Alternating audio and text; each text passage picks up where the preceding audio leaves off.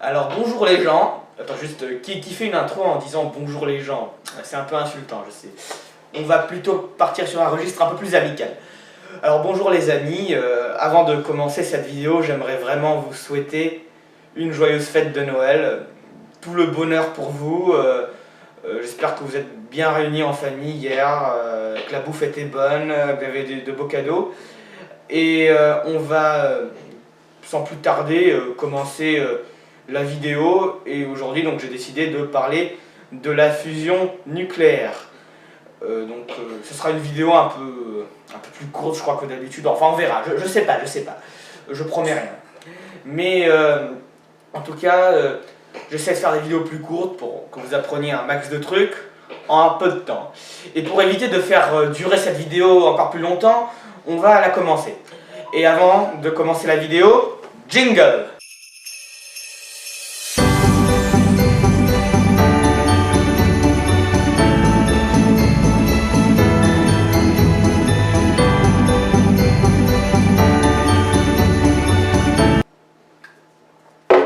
Alors pour bien comprendre le sens de cette vidéo, si ce n'est pas fait, je vous invite à regarder mon ancienne vidéo que j'ai faite sur les plasmas.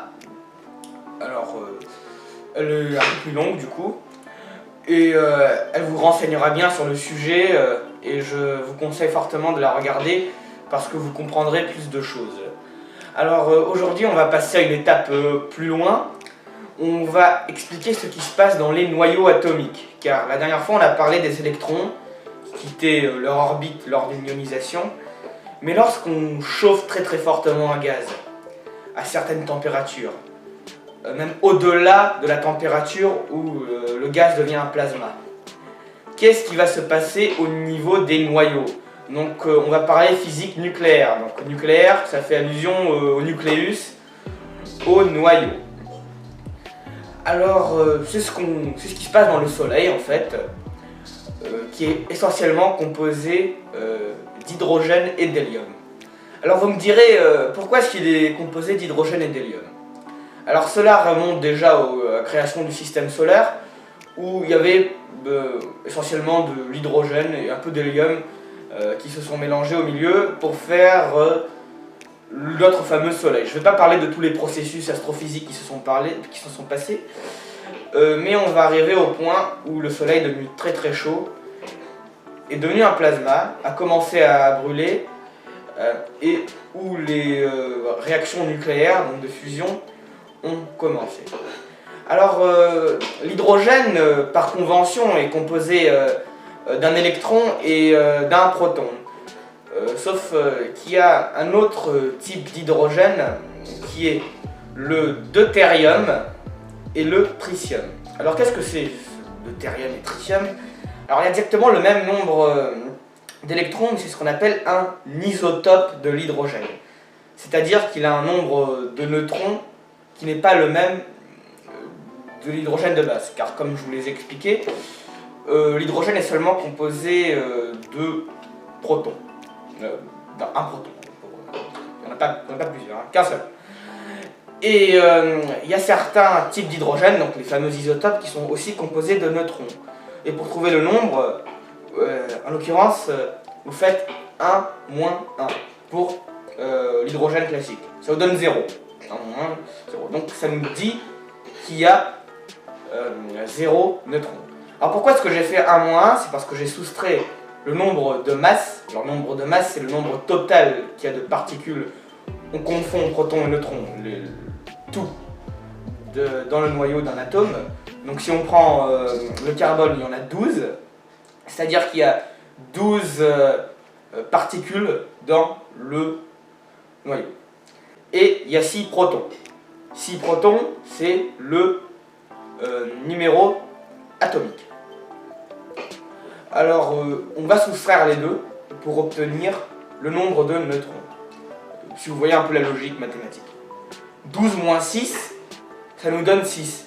Donc, il y a 6 neutrons. Alors, imaginez qu'on a deutérium. Donc, où vous avez un nombre de masse qui est égal à 2. 2 moins 1, ça nous donne 1. Donc, il y a un neutron et un proton. Si c'est du tritium, 3 moins 1, ça nous donne 2. Donc, il y a un proton et 2 neutrons dans un hydrogène de type tritium, donc l'isotope tritium. Alors vous me direz, quel intérêt de savoir qu'il y a tel nombre ou tel nombre de neutrons, de protons dans nos fameux hydrogènes, nos types d'hydrogènes.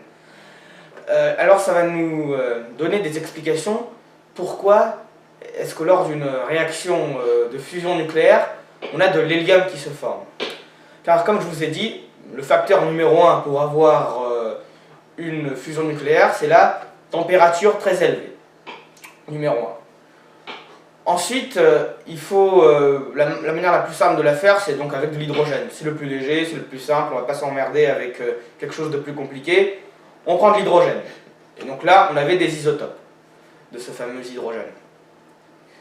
Et ce qui va se passer, c'est que lorsqu'on atteint ces températures, le deutérium et le tritium, comme vous voyez sur le schéma, vont se rencontrer. Et il y a une équation de cette fusion nucléaire que vous pouvez regarder, là, elle s'affiche à l'écran.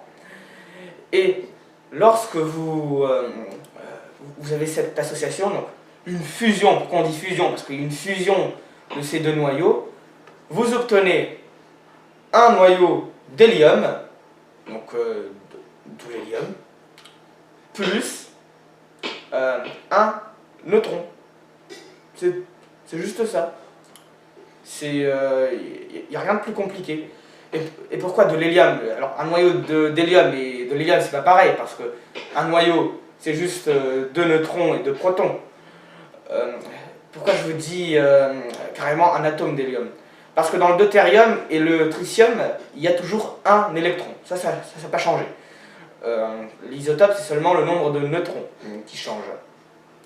Et donc vous avez 2 électrons qui se rencontrent aussi. Et comme vous voyez, vous pouvez voir sur un tableau périodique, il y a seulement 2 électrons dans un noyau d'hélium. Donc ce que vous obtenez, c'est 2 électrons sur les couches électroniques. La couche, il n'y en a qu'une seule, j'en parlerai dans une autre vidéo. Les couches électroniques, bon, ça arrivera, c'est promis. Et 2 protons et 2 neutrons. Voilà, c'est juste ça. Pas plus compliqué. Et vous avez un neutron qui est libéré. Alors ce qu'on veut reproduire dans les tokamaks, c'est exactement la même chose, en chauffant donc ce fameux gaz grâce à d'autres moyens tels que des rayonnements électromagnétiques. Voilà, je pense que j'ai tout dit. Il y aura un épisode qui va justement traiter de ces fameuses installations énormes, les tokamaks.